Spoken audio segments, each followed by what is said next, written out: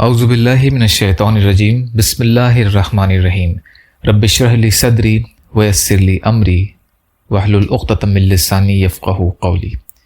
بکھرے موتی، چوتھا حصہ، دل کی سختی دور کرنے کا 90 نسخہ۔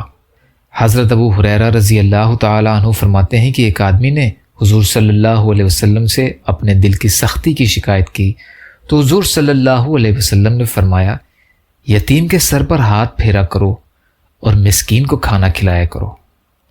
حضرت ابو دردہ رضی اللہ عنہ فرماتے ہیں کہ ایک آدمی حضور صلی اللہ علیہ وسلم کی خدمت میں آ کر اپنے دل کی سختی کی شکایت کرنے لگا۔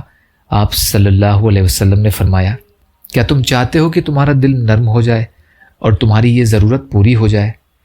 تم یتیم پر شفقت کیا کرو اور اس کے سر پر ہاتھ پھیرا کرو اور اپنے کھانے میں اسے شریک کیا کرو، اس سے تمہارا دل نرم ہو جائے گا اور تمہاری ضرورت پوری ہو جائے گی۔ حضرت بشیر جہنی رضی اللہ تعالیٰ عنہ فرماتے ہیں کہ جنگ احد کے دن میری حضور صلی اللہ علیہ وسلم سے ملاقات ہوئی۔ میں نے پوچھا کہ میرے والد کا کیا ہوا؟ حضور صلی اللہ علیہ وسلم نے فرمایا، وہ تو شہید ہو گئے، اللہ تعالیٰ ان پر رحم فرمائے۔ میں یہ سن کر رونے لگا۔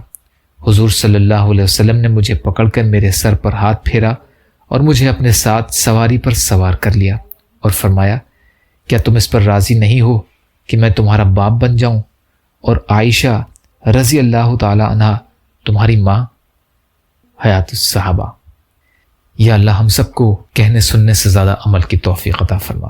یا اللہ مظلوم فلسطینیوں، کشمیریوں، روہنگیا مسلمان جہاں بھی پریشان حال ہیں، ظالموں کے ظلم کا شکار ہیں، ان کی مدد فرمائیے۔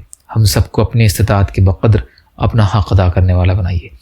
یا اللہ اپنے حلال میں سے دیجیے، حرام سے بچائیے، اپنے غیر سے بے نیاز کر دیجیے۔